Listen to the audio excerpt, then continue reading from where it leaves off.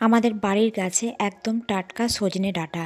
আর এই টাটকা সজনে ডাঁটার স্বাদ কিন্তু একদম আলাদা। সজনে ডাঁটা আমাদের শরীরের জন্য কিন্তু খুবই উপকারী। এর মধ্যে রয়েছে প্রচুর পরিমাণে ভিটামিন। তো চলুন আজ আপনাদের সজনে ডাঁটা দিয়ে দারুণ একটা রেসিপি শেয়ার করব, যেটা গরম গরম ভাতের সাথে খেতে দুর্দান্ত লাগবে। Hi guys, welcome back to my YouTube channel রাখির রান্নাঘর। আমি রাখি তো আবার নিয়ে চলে এলাম আপনাদের জন্য নতুন একটা ভিডিও। নানা ধরনের রেসিপি দেখার জন্য চ্যানেলটা অবশ্যই সাবস্ক্রাইব করে নেবেন, আর ভিডিওটা ভালো লেগে থাকলে লাইক কমেন্ট শেয়ার করবেন। তাহলে আজকের রেসিপি শুরু করা যাক।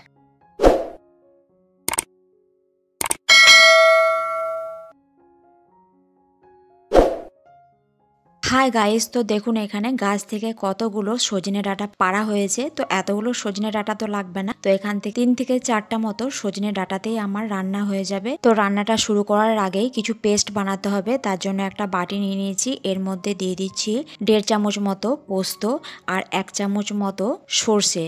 তো এগুলোকে ভালো করে জল দিয়ে দিচ্ছি। জল দিয়ে ভালো করে এই জলের মধ্যে একটু ভিজিয়ে রাখবো, তাহলে কিন্তু ভালোভাবে পেস্ট তৈরি হবে। তো এটা এখন আধ ঘন্টা মতো ভেজানো থাক। আর এদিকে রান্নার জন্য যে সমস্ত সবজি লাগবে সমস্ত কেটে নিয়েছি। আলুগুলো দেখুন এই যে লম্বা লম্বা করে কেটে নিয়েছি। টমেটো নিয়েছি 3 থেকে 4টা বড় বড় সাইজের লাল পাকা টমেটো। আর এখানে 3-4টা সজনের ডাঁটা খোসাগুলো ছাড়িয়ে ভালো করে ধুয়ে সমস্ত কিছু পরিষ্কার করে নিয়েছি। পোস্ত আর সর্ষে 30 মিনিট মতো ভেজানো ছিল। এটাতে ছাঁকনি দিয়ে ভালো করে পরিষ্কার করে ছেঁকে নিয়ে এটা মিক্সার জারের মধ্যে দিয়ে দিচ্ছি। সামান্য একটু জল দিয়ে দিচ্ছি, তাহলে পেস্টটা খুব ভালোভাবে তৈরি হয়ে যাবে। এই যে দেখুন আমার পেস্টটা তৈরি হয়ে গিয়েছে। খুব মিহি একটা পেস্ট বানিয়ে নিয়েছি। এবার এটাকে এক সাইডে রেখে রান্নাটা এবার শুরু করব। তার জন্য একটা কড়াই চাপিয়ে দিয়েছি।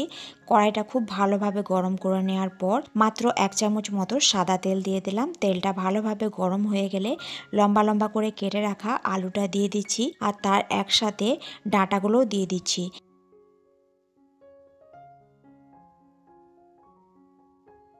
এগুলো দিয়ে কিছুক্ষণ এটা 5 মিনিট মতো জাস্ট একটু হালকা করে ফ্রাই করে নেব।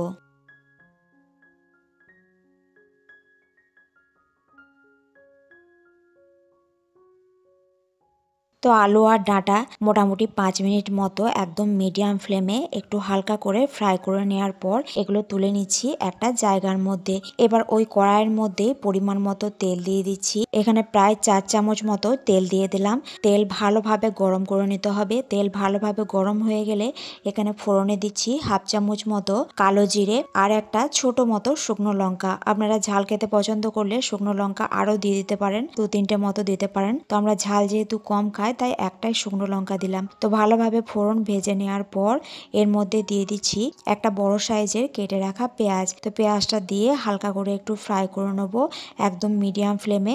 পেঁয়াজটা যখন হালকা লাল লাল হয়ে ভাজা হয়ে যাবে তখন এর মধ্যে কিছু মশলা দিয়ে দিচ্ছি। একদম খুব সামান্য পরিমাণে প্রায় 1/2 চামচ মতো আদা রসুন বাটা, ছোট চামচের 1 চামচ হলুদ গুঁড়ো, ছোট চামচের 1 চামচ লঙ্কা গুঁড়ো। তবে রান্নাটা খুব ঝাল ঝাল হবে না, তবে হালকা একটু ঝাল হবে। তো মশলাগুলো মিডিয়াম ফ্লেমে কিছুক্ষণ ধরে কষিয়ে নেবার পর এর মধ্যে দিয়ে দিচ্ছি কেটে রাখা লাল লাল পাকা টমেটো। তো সুন্দরভাবে ভালো করে মিশিয়ে নিচ্ছি। যতক্ষণ না টমেটো একটু হালকা নরম না হয় ততক্ষণ না এটাকে রান্না করব। তো এটা পুরোপুরিভাবে যখন সেদ্ধ হয়ে যাবে তখন এর মধ্যে বেটে রাখা পোস্ত আর সর্ষে এর মধ্যে দিয়ে ভালোভাবে মিশিয়ে নিচ্ছি।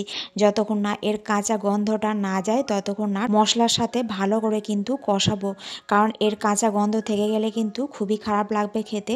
তাই এটা সময় নিয়ে কিন্তু ভালোভাবে মশলার সাথে কষিয়ে নিতে হবে। যখন দেখবেন মশলা থেকে এরকম তেল ছেড়ে গিয়েছে তখন জানবেন এটা পুরোপুরিভাবে কষানো হয়ে গিয়েছে। তো ভালোভাবে কষানো হয়ে গেলে আলু আর ডাঁটা ভেজে রেখেছিলাম, আলু ডাঁটাটাও দিয়ে দিচ্ছি। আর এর মধ্যে যেহেতু নুন দেওয়া হয়নি তাই পরিমাণ মতো নুন দিয়ে দিলাম। তো সমস্ত কিছু বেশ ভালোভাবে আরো আমি কিছুক্ষণ ধরে এটাকে কষিয়ে নেবো। আমি এখানে রান্নাতে পেঁয়াজ ব্যবহার করেছি, আপনারা না চাইলে কিন্তু পেঁয়াজ নাও দিতে পারেন। তো দেখুন এখানে মশলার সাথে ভালো করে এগুলোকে কষিয়ে নিচ্ছি। যত বেশি ভালো করে কষানো হবে তরকারির স্বাদ কিন্তু তত বেশি বাড়বে। ভালোভাবে আমি এটাকে কষিয়ে নিচ্ছি। যখন ভালোভাবে কষানো হয়ে যাবে এর মধ্যে পরিমাণ মতো জল দিয়ে দিচ্ছি। এখানে 2 থেকে 3 বাটি মতো দিয়ে দিলাম জল। এবার জলটা দিয়ে ভালোভাবে মিশিয়ে নেওয়ার পর এটাকে ঢাকা দিয়ে ততক্ষণ না ঝোল না ফোটে ততক্ষণ না এটাকে ঢাকা দিয়ে রেখে দিচ্ছি। ঢাকনা খুলে দেখুন ঝোল ফুটে গিয়েছে। এটাকে আরো আমি ভালোভাবে নাড়াচাড়া করে নিচ্ছি।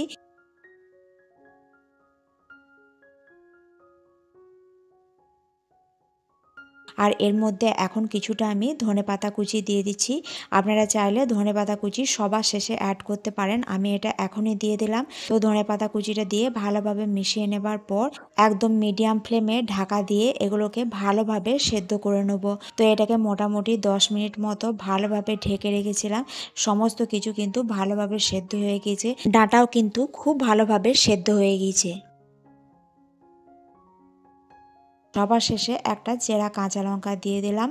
তো ভালোভাবে আবারও আমি মিশিয়ে নিচ্ছি। রান্নাটা কিন্তু একদম আমার রেডি হয়ে গিয়েছে। তো দেখুন কত সুন্দর হয়েছে সর্ষে পোস্ত দিয়ে সজনে ডাঁটার তরকারি, আর এটা গরম ভাতের সাথে খেলে অসাধারণ লাগবে। তো আজকের রেসিপি আশা করি আপনাদের খুবই ভালো লেগেছে, আর ভালো লেগে থাকলে লাইক কমেন্ট শেয়ার করতে ভুলবেন না। চ্যানেলে নতুন হলে চ্যানেলটা অবশ্যই সাবস্ক্রাইব করে নেবেন, আর নতুন নতুন রেসিপির আপডেট পেতে বেল আইকনটি অবশ্যই প্রেস করবেন। আবার আসছি নতুন কোনো এক রেসিপি নিয়ে। আজকের জন্য টাটা।